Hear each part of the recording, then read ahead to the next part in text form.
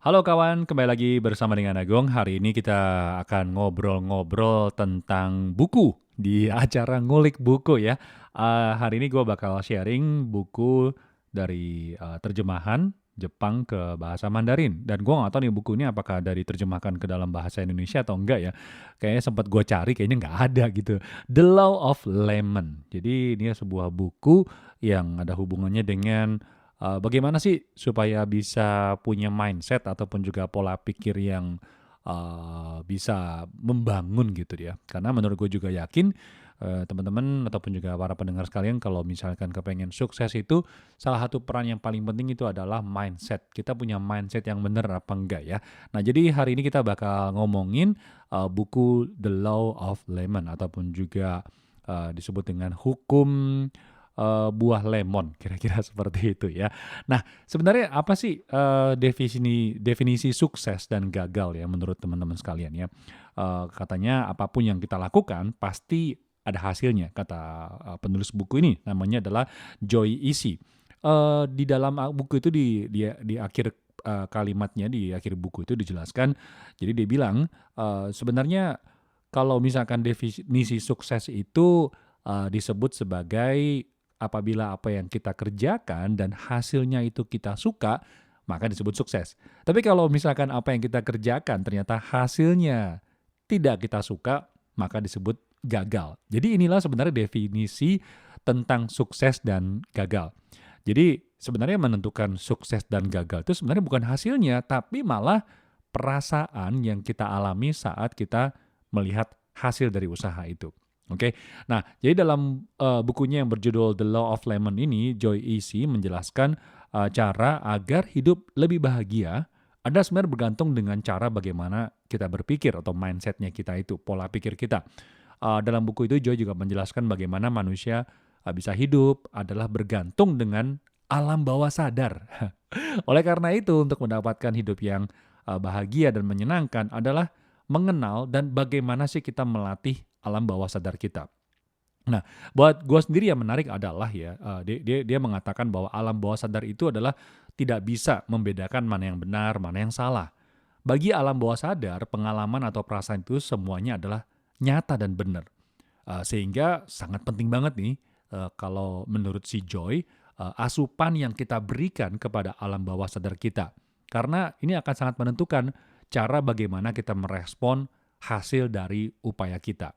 Nah, dia juga mengatakan bahwa kita sebenarnya punya kendali terhadap alam bawah sadar. Nah, tentu ya perlu melalui proses untuk melatihnya agar sampai pada akhirnya pola pikir yang baru menjadi sebuah kebiasaan tanpa kita harus berupaya keras. Nah, di dalam buku itu sendiri dikatakannya ada 4 fase sebuah pola pikir yang baru sebelum menjadi kebiasaan. Oke, yang pertama adalah tidak sadar Anda tidak bisa. Yang kedua, fasenya adalah sadar Anda tidak bisa. Yang ketiga, itu adalah sadar bahwa Anda bisa. Dan yang terakhir adalah tidak sadar karena Anda sudah bisa. Oke, contohnya gini ya, mungkin ada teman-teman yang pernah punya pengalaman belajar nyetir mobil. Oke, pada saat kita mau belajar mobil, ya, sebenarnya kita nggak sadar bahwa kita nggak bisa. Oke, maksudnya di sini adalah alam bawah sadar kita tuh tidak tahu bahwa kita itu tidak bisa karena kita belum pernah belajar. Oke, nah setelah kita sadar pengen belajar, oh ternyata dulu waktu gua duduk di kursi penumpang, gue bisa ngeliat temen gue bagaimana dia nyetir mobil, gimana dia ganti gigi, ataupun mungkin pada saat kita udah mulai ada coach yang ngajarin kita naik mobil, belajar membawa mobil, kita bisa melihat bagaimana lancarnya dia ganti gigi. Ini mungkin yang manual ya. Jadi gigi 1, gigi 2, gigi 3. Oke, ataupun juga mundur. Bagaimana menginjak gas, bagaimana menginjak ngerem. Kita tahu, oh ternyata ada beberapa hal ini yang menentukan lancar atau tidaknya pada saat kita membawa mobil. Oke, nah setelah itu kita masuk kepada fase bahwa oke, kayaknya gue harus belajar nih bagaimana caranya sambil belok kiri, sambil ngerem, ya ngerem dikit-dikit, terus ganti gigi, terus begitu mau naik gigi mesti gigi 1 dan bersamaan bagaimana caranya supaya sambil denger musik. Wah kayaknya ini susah banget gitu loh. Tapi karena ada coach yang ngajarin kita akan dikasih tahu, oh lu gimana cara mundur, gimana caranya maju, gimana caranya ngerem, jangan ngerem mendadak dan seterusnya. Nah, di saat itulah kita masih berusaha mengontrol ataupun juga mengendalikan semua hal yang bersamaan terjadi pada saat yang sama gitu loh. Nah, pada saat itu kita memasuki fase di mana sadar dan kita belajar sampai pada akhirnya kita bisa. Nah, tapi karena pengalaman lama-kelamaan sering bawa mobil, pengalaman terus makin banyak, lama-lama itu sudah menjadi automatically. Jadi masuk ke dalam alam bawah sadar. Jadi bagi teman-teman yang bisa bawa mobil, apalagi mungkin mobilnya bawanya juga udah terbiasa banget, bisa tuh sambil ngomong telepon, walaupun nggak boleh ya. Terus kita sambil nyetir, sambil ketawa, sambil dengerin musik, dan kadang-kadang masih slide HP lagi. Wah, itu sebenarnya bahaya banget gitu ya. Nah, jadi itu adalah fase di mana sebuah 4 fase maksud gue, di mana dari yang semula kita nggak sadar dan setelah itu benar-benar kembali menjadi tidak sadar dan kita ternyata udah menjadi bisa. Ini merupakan satu fase untuk melatih sebuah kebiasaan dan pada akhirnya masuk ke dalam alam bawah sadar. Oke? Nah, Joyo juga mengatakan ada 4 karakter dari cara berpikir alam bawah sadar manusia. Oke, 4 karakter. Ada apa aja? Yang pertama adalah hukum buah lemon. The law of lemon, ya. Jadi sekarang coba kita bayangkan ya, kita sedang mengiris sebuah lemon, lalu mengambil salah satu irisannya, kemudian kita gigit ke dalam mulut. Nah loh, apa yang Anda rasakan? Kayaknya asam banget ya. Atau bahkan nih, kita juga udah mulai merasakan kayaknya air liur gua tuh udah memenuhi seluruh rongga mulut gua gitu loh. Dan bahkan sambil makan ini, mungkin mata kita udah mulai mengecil karena asamnya begitu tinggi banget gitu loh. Nah, dari sini gue sambil ngomong nih gue udah bisa ngerasain kalau misalkan lemon itu udah memenuhi rongga mulut gue nih guys. Nah, di sini kita membuktikan bahwa otak kita ini sebenarnya nggak bisa membedakan mana yang benar, mana yang bukan. Di saat lo dengerin suara gue ini mungkin lo juga tahu kan kalau kita sebenarnya nggak megang lemon, kita sama sekali nggak mengiris, kita bahkan nggak ngelihat buah lemon dan kita tidak memakan buah lemon itu. Tapi kenapa? Dengan cara membayangkan aja, tubuh kita sudah bisa memberikan respon. Jadi inilah salah satu karakter dari cara berpikir alam bawah sadar manusia. Oke, itu yang pertama. Yang kedua adalah hukum pengulangan. Ini sebenarnya sering banget digunakan loh, benar-benar banyak digunakan. Oke, jadi alam bawah sadar kita nih, kalau yang menerima informasi lewat 5 indera dari luar yang terus berulang kali, itu ternyata berpengaruh banget. Contohnya apa? Misalkan iklan. Banyak banget tuh di televisi ataupun juga di media-media ya. Itu kita ngeliat banyak tuh, kita dibombardir otak kita. Ya, mata kita dilihat terus dengan iklan-iklan. Misalkan ada sebuah kalimat. Gue gak tahu zaman sekarang masih inget gak dengan kalimat ini ya. Tapi di zaman gue itu ada satu kalimat yang tidak akan lupa. Yaitu adalah pria punya selera. Nah, gue kalau inget dengar kalimat ini, ingetnya apa tau gak? Inget rokok, iklan rokok itu udah gudang garam. Oke. Terus ada satu lagu lagi. Lagunya begini nih. Nene memberi lebih dari yang Anda bayangkan. Tahu nggak itu iklan apa? Iya bener, Pasar Swalayan Hero.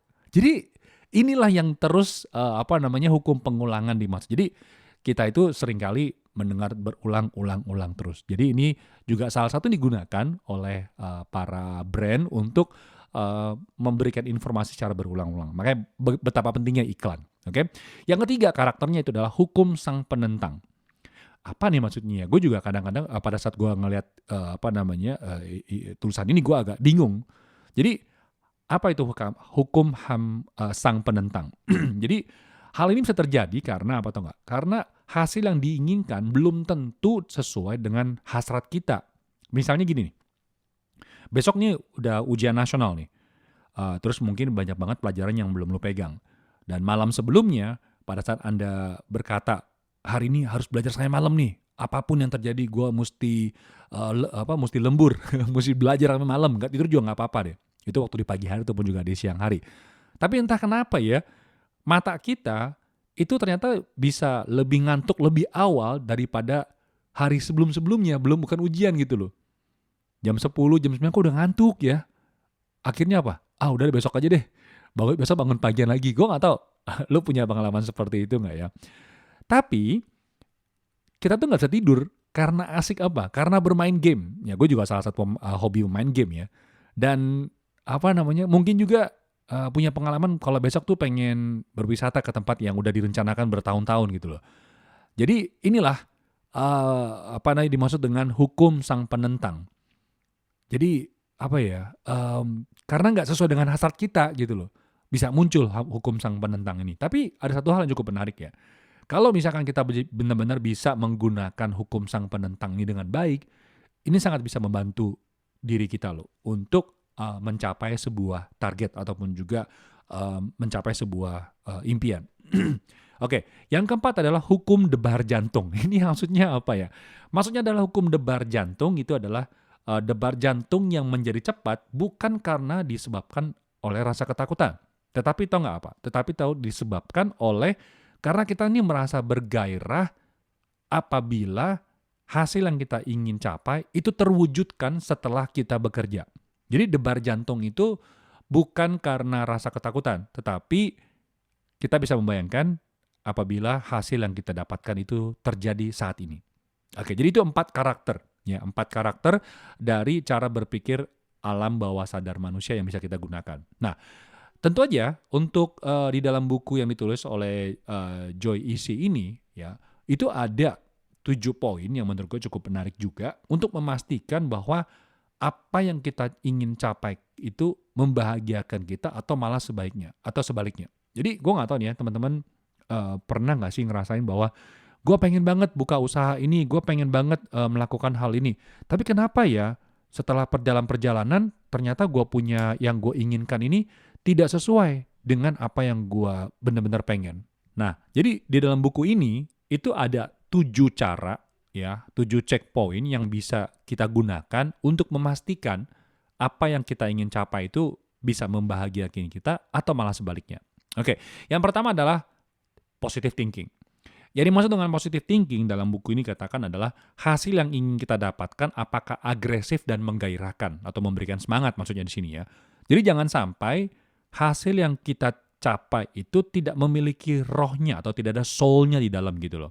Nah, misalnya gue pengen jadi orang kaya, tapi karena alasan apa? Karena nggak pengen jadi miskin. Atau cara lain, itu adalah gue pengen jadi orang kaya. Karena apa? Karena dengan kaya gue bisa melakukan banyak hal. Jadi menurut kamu, kira-kira mana yang lebih bisa membawa sebuah imbas ataupun juga pengaruh yang besar? Tentu jawabannya yang kedua. Ya. Jadi target yang kita sampaikan itu bukan karena rasa takut, tetapi eager, keinginan yang bisa menggairahkan dan agresif. Oke. Yang kedua adalah siapa sih pemeran utamanya? Jadi untuk mencapai target tersebut siapa nih pemain utamanya? Jawabannya tentu adalah kita diri sendiri ya, bukan orang lain gitu loh. Di lain sisi, Joy juga mengingatkan bahwa yang jadi pemeran utama selain orang itu sendiri, dia juga harus menjadi apa? Sutradara juga iya, editor juga iya, dan juga jadi penontonnya diri dia sendiri. Jadi kita juga harus menentukan akhir cerita yang ingin kita tulis. Oke, yang ketiga yaitu adalah menciptakan peluang. Wah, ini karena kita udah ada plot ceritanya nih, gue akhirnya mau sampai gimana, gue mau the end of the story, gue pengen hidup gue bahagia dan juga sentosa dan segala macamnya. Tentu aja dengan demikian kita pasti harus mulai mencari kesempatan, peluang atau sumber apa saja yang bisa mendukung agar cerita yang tadi kita udah siapkan sesuai dengan harapan kita. Jadi menariknya ya, saat kita tahu target dan hasil yang ingin kita capai, cara dan kesempatan itu bisa berdatangan. Jadi jangan menyerah, katanya si Joy. Okay? Yang keempat, yaitu adalah 5 indera. Jadi target yang ingin kita capai itu dapat kita rasakan dengan 5 indera. Yaitu apa aja? Oh, ternyata target yang ingin kita capai ini apakah dapat kita lihat? Jadi maksudnya bisa dilihat adalah kalau misalkan hal ini terjadi sekarang juga, apa yang lu lihat? Terus apakah ada aromanya? Ya, apakah ada rasanya? Ada rasa bisa disentuh gitu ya? Apakah terdengar suaranya? Jadi Kira-kira gitu, ada 5 indera yang bisa lu gunakan untuk membayangkan hasil yang lu capai. Jadi semakin jelas bayangan itu, maka itulah yang benar yang benar-benar kita inginkan. Sehingga mendorong kita untuk melakukan banyak hal demi untuk mencapai target itu. Yang kelima adalah ukuran target. Ini hati-hati ya, karena di dalam si Joe ini juga mengingatkan jangan menuliskan target yang terlalu besar ataupun juga target yang terlalu kecil. Tetapi memilih target yang sesuai dengan Anda. Ya, jangan membandingkan target kita dengan orang lain. Jika kita bingung, ya kembali tadi ke nomor 4, yaitu dengan menggunakan 5 indera. Jadi membayangkan dengan 5 indera yang kita punya ini untuk memastikan bahwa inilah yang benar-benar diinginkan. Baik, sekarang lanjut yang keenam, yaitu adalah apa yang bisa Anda lakukan. Jadi menuliskan apa yang kita miliki saat ini. Lalu kekurangan apa saja yang bisa kita dapatkan di luar dari diri kita. Tentunya kita butuh dukungan dari orang-orang di sekitar kita ya. Dan yang terakhir yang ketujuh nih, ini sangat menentukan sekali, yaitu adalah adakah yang menentang dengan mimpi Anda ataupun juga cita-cita Anda? Karena apa ya, mungkin saja kita udah menyiapkan target, kita juga punya cita-cita, kita juga kepengen, dan kita ini benar-benar pengen gue lah dapatkan gitu loh. Tapi kadang-kadang terhadang di titik yang ketujuh nih, checkpoint yang ketujuh. Yaitu adalah apa? Mungkin kita masih tinggal sama orang tua, mungkin kita masih punya keluarga, kita punya beban-beban yang lain yang akhirnya bisa menghambat cita-cita kita, ataupun juga impian kita, ataupun juga target kita. Nah, tentu aja harus dikomunikasikan dengan orang yang berkaitan. Ya, nah tentu aja sebelum kita berkomunikasi dengan orang tersebut, kita harus menyiapkan apa saja untuk kita gunakan menjelaskan kepada orang yang ingin kita bicara. Oke, untuk meyakinkan sehingga mendapatkan restu dari si sang penentang dalam tanda kutip ya. Oke, dan selanjutnya nih di dalam buku itu juga disampaikan ya. Menurut gue ini juga sering gue gunakan ya pada saat kita lagi mencapai sebuah cita-cita ataupun juga target itu. Tentu di dalam perjalanannya kita bisa lesu, bisa lemes ya. Aduh, ini beneran bukan sih yang gue mau ya. Sehingga harus ada yang namanya reward. Ini paling gue suka ya, reward ataupun juga penghargaan. Karena apa ya? Karena kita benar-benar sering lupa untuk menghargai upaya kita. Jadi Joy Isi menghimbau kepada para pembaca untuk bisa memberikan reward atau penghargaan atas upaya yang telah kita lakukan. Ini adalah cara yang menurut gue bagus banget dan juga penting karena ini bisa memberikan rasa kepuasan batin bagi alam bawah sadar kita. Gue nggak tahu nih para pendengar sekalian punya nggak sih pengalaman seperti ini? Ya, bisa nggak kita memberikan reward atau penghargaan kepada diri kita sendiri, terutama pada alam bawah sadar? Caranya gimana? Ya, ada beberapa ya. Yang pertama adalah memberikan hadiah. Hadiahnya apa? Yaitu hadiah yang benar-benar yang kita suka. Ya, ini bukan tentu harus hadiah yang besar, tapi kita bisa mulai dari hadiah-hadiah yang kecil dulu. Nah, yang kedua adalah menuliskan daftar hadiah atau rewards yang barang fisik yang kita inginkan. Ya, jadi listnya ini ada yang ukuran kecil, ada yang ukuran sedang, ada yang ukuran mini, dan juga ada ukuran yang besar. Ya, sesuai dengan budget ataupun juga susah ataupun juga mudahnya dari target yang kita ingin sampai. Oke, nah jadi kalau misalkan ternyata kita berhasil melakukan A, rewardnya A gitu loh, kemudian dicoret gitu loh. Kemudian ini membuktikan bahwa Anda telah memilikinya. Yang ketiga yang harus kita lakukan adalah turunkanlah level kepuasan Anda. Jadi gue belajar ya dari buku ini, kadang gue berasa gak bahagia. Kenapa gak bahagia? Ternyata gue punya level kepuasan gue tuh terlalu tinggi. Jadi walaupun gue berasa hari ini gue udah melakukan satu hal yang mungkin bagi orang lain ini udah oke ya. Tapi karena level kepuasan gue terlalu tinggi, gue berasa ini bukan apa-apa nih. Jadi pada akhirnya gue lupa untuk memberikan pujian atau reward kepada diri gue sendiri.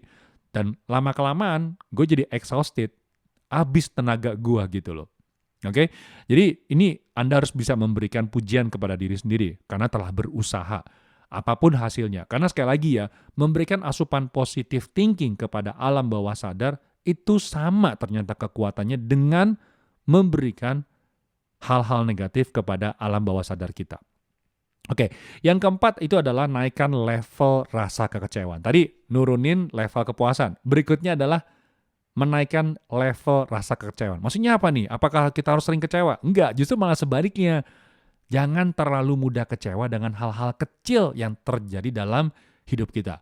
Jadi misalkan gini, duh macet, terus kita ngeluh. Oke, don't complain katanya kira-kira gitu ya. Terus mungkin aja tiba-tiba jatuh ataupun juga kesleo. Aduh, ini hal kecil, hal biasa gitu lah ya. Terus gitu mungkin disalip nih kalau misalnya bawa mobil. Wah, disalip nih sama seseorang nih di depan gue nih. Sialan gitu. Ya ini hal-hal kecil sebetulnya yang ya mungkin dia lagi ngejar waktu atau gimana gitu loh. Jadi naikkanlah level rasa kekecewaan. Oke? Dan yang kelima itu adalah bergairah sebelum hal itu terjadi. Apabila Anda tidak tahu ya apa yang membuat Anda bahagia, maka tanyakanlah kepada diri sendiri. Hal apa sih yang sebetulnya bisa membuat Anda itu bergairah walau hal itu belum terjadi? Karena itu alam bawah sadar kita akan sedang bekerja untuk Anda. Jadi maksudnya adalah kayak misalkan kita kepengen jalan-jalan ke luar negeri ataupun juga melakukan sesuatu hal yang menggairahkan. Pokoknya gue kalau misalnya nih, contoh lah ya misalnya nih ya, lu punya mimpi gue pengen ke Bali misalkan gitu. Walaupun itu belum terjadi tapi lu benar-benar udah excited. Ya kita anak-anak kecil ya. Begitu dikasih tahu sama orang tuanya besok kita mau jalan-jalan mau wisata. Wah anak ini pasti excited banget nih. Sampai 1 hari, 2 hari sebelumnya itu barang udah disiapin dengan sendiri tanpa harus disuruh oleh orang tua. Ini terjadi sama gue sih, karena anak gue juga gitu waktu kecil ya. Jadi udah tahu hari Minggu itu mau jalan-jalan, 1 minggu sebelumnya udah disiapin barang-barangnya itu tanpa harus disuruh gitu loh. Jadi ini menarik banget ya. Nah, lanjut lagi balik ke dalam buku ini.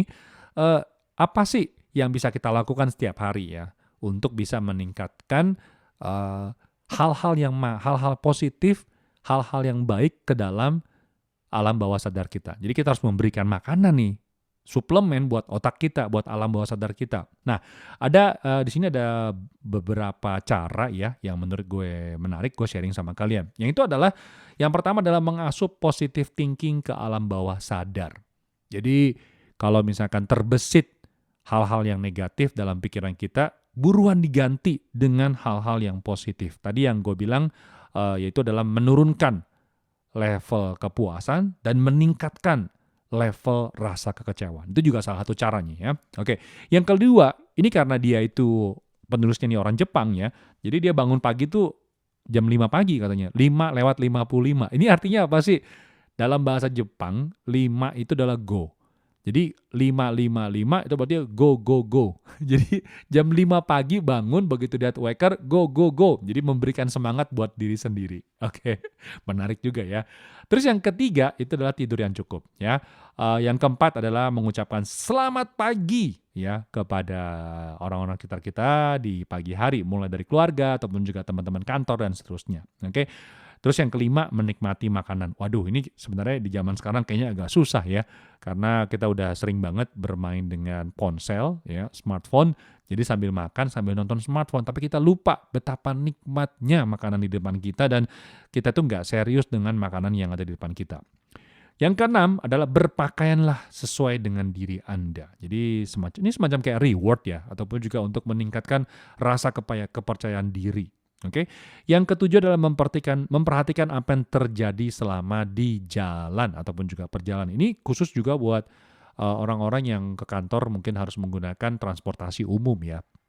Bisa melihat bagaimana cara orang berpakaian, terus menebak-nebak ini orang feelingnya gimana saat ini ya, moodnya nilai gimana. Jadi bisa belajar berlatih diri sendiri. Oke. Yang kedelapan ini gue juga sering menggunakan yaitu berjalan di taman. Karena berjalan di taman ini bisa membantu otak kita ataupun juga alam bawah sadar gitu, kita tuh benar-benar beristirahat dan kadang-kadang insting itu bisa jalan pada saat ataupun juga keluar pada saat kita sedang berjalan. Oke? Kesembilan, mungkin lu ada tempat-tempat yang bisa menginspirasi ya, bisa membawa energi yang kuat. Oke? Terus yang ke-10 adalah tidur dengan tersenyum. Wah, ini beneran susah banget ya. Si Joe juga mengatakan bahwa kalau misalkan kita tidur dengan positive feeling, itu akan berpengaruh banget di keesokan harinya. Oke? Yang ke-11, kalau misalkan kita sudah mampu, jangan lupa untuk bertanggung jawab ya, memberikan kontribusi. Yang ke-12 adalah membuang pikiran saya adalah korban. Oke, ini agak sulit juga, tapi menurut gua sih ini penting banget ya. Kadang-kadang berasa, iya tuh orang gara-gara dia tuh, gara-gara si ini, gara-gara si itu. Jadi akhirnya menyalahkan orang lain dan kita menganggap bahwa diri kita adalah korban. Jadi ini kita harus berlatih untuk membuang pikiran saya adalah korban dari orang lain. Oke, yang ke-13 ini menurut gue sangat penting banget, yaitu adalah Anda harus memiliki saham 55% atas kebahagiaan Anda. Maksudnya apa? Yaitu adalah tadi yang ada hubungan dengan nomor 12.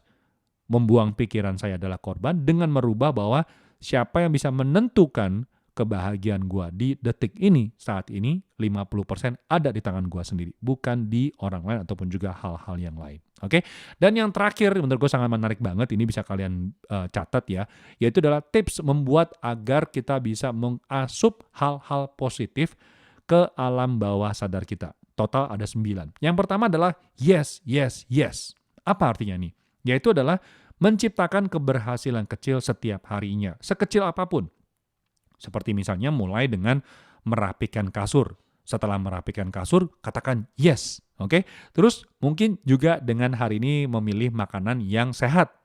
Oke? Dan juga makan dengan konsentrasi tanpa harus melihat ponsel. Berhasil nggak? Katakan yes. Jadi kumpulkanlah sebanyak-banyaknya hal-hal sukses kecil setiap hari. Karena ini akan memberikan semangat hal-hal positif kepada alam bawah sadar kita. Yang kedua, kalau misalkan hari itu beneran lagi sial, lagi suwe lah ya, terjadi hal-hal yang buruk dalam diri kita. Nggak usah khawatir, responlah dengan kata, dipikir-pikir lucu juga ya. Sekali lagi, dipikir-pikir lucu juga ya.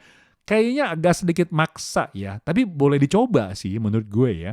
Karena di dalam buku itu dikatakan bahwa dengan kata dipikir-pikir lucu juga ya, itu adalah salah satu cara bagaimana kita menghapus memori buruk tentang hal tersebut.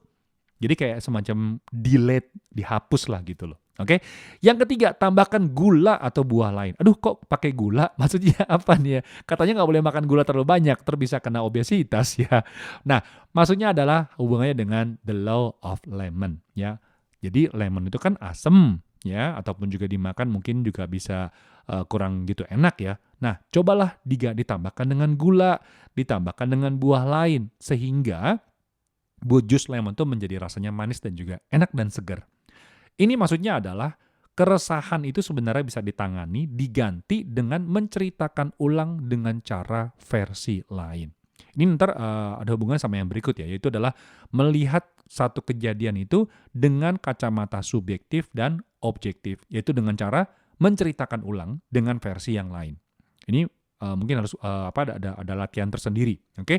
Yang keempat adalah istirahat. Maksudnya apa? Manusia itu bisa letih ya.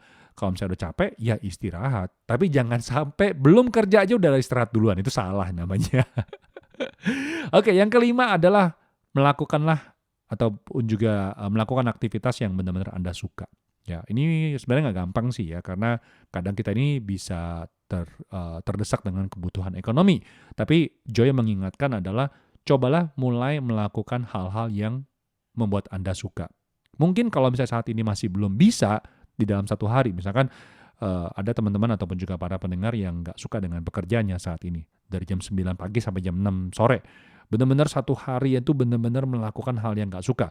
Tapi kita masih punya jam yang lain kan? Nah, gunakanlah waktu sisa yang ada dengan melakukan hal-hal yang Anda suka. Misalnya kalau misalkan suka bernyanyi, ya nyanyi, main gitar, alat musik, atau hobi. Maka itulah pentingnya hobi. Karena hobi itu jadi salah satu sumber untuk mengisi asupan positif kepada alam bawah sadar kita. Oke? Yang berikutnya yaitu adalah membayangkan bahwa Anda menjadi orang yang Anda panuti ataupun juga Anda puja. Oke? Jadi misalkan pada saat kita lagi menghadapi satu masalah, cobalah menggantikan dengan kacamata subjektif, maksudnya objektif. Yaitu kalau misalkan, contoh nih gue suka banget dengan si Jim Rohn ataupun juga Tony Robbins. Mungkin pada saat begitu ada masalah terjadi, gue coba membayangkan, kalau misalkan gue hari ini adalah Jim Rohn ataupun juga Tony Robbins, apa yang bakal gue lakukan? Jadi mengganti peran dari orang tersebut, kita ini dengan orang lain. Apa yang akan kita lakukan? Oke? Yang ketujuh, just do it. Ya, lakukan aja gitu loh. Karena apa? Dengan kita melakukan, kita akan melihat nih, bisa melihat jarak antara kita saat ini dengan target kita. Kadang kita itu bisa lesu karena kita nggak tahu gap atau jarak antara posisi kita saat ini dengan target yang kita capai. Oke? Yang ke-8, kalau menurut gue ini kayak semacam ini ya, apa namanya, menghipnotis diri sendiri. Andai kata, oke? Andai kata kita mampu, maka apa yang Anda akan lakukan? Ini sama ya dengan yang tadi, yaitu adalah membayangkan bahwa Anda menjadi orang yang Anda puja. Yang ke-9 juga, yaitu menggunakan kacamata yang objektif. Jadi dari buku ini, menurut gue sih kesimpulannya adalah kalau misalkan ingin sukses ataupun juga ingin gagal sebenarnya bukan dari resultnya, tapi sebenarnya result itu adalah hasil dari upaya kita. Jadi sebenarnya yang menentukan orang itu bahagia atau bukan, bukanlah dari resultnya, tapi bagaimana kita menjelaskan result yang kita dapatkan pada saat itu. Bisa saja hasilnya itu gagal, tidak sampai, targetnya nggak nyampe, tapi kita bisa merasa bahagia. Gue nggak tahu para pendengar sekalian punya nggak pengalaman seperti itu. Jelas-jelas gue punya target itu sampai dengan angka 9. Tapi ternyata cuma dapat 6. Tapi pada saat itu gue benar-benar merasa bahagia. At least gue udah nyoba. Jadi gue nggak menyesal. Oke, teman-teman sekalian, itulah sharing buku The Law of Lemon yang ditulis oleh Joe Easy. Sebenarnya bukunya juga udah lama banget ya, dikeluarin tahun 2015 ya. Tapi setelah gue baca ulang lagi, ternyata ada pelajaran yang bisa gue dapat dari tulisan tersebut. Nah, gue nggak tahu, lu setelah mendengarkan sharing ini, menurut lu hal mana yang membuat lu terinspirasi dan juga lu pengen coba dan lu juga suka gitu, ataupun juga mungkin lu udah terapkan dalam kehidupan lu, dan ternyata ada hasilnya gitu loh. Gue suka banget kalau misalkan, dan gue sangat berharap banget lu bisa komen di bawah ini ya, karena itu akan menjadi satu inspirasi gue juga untuk bisa sharing more books buat para pendengar sekalian. Oke, gue sini Agung Sunarto, kita ketemu lagi di kesempatan berikutnya. Salam optimis, sampai jumpa, bye-bye.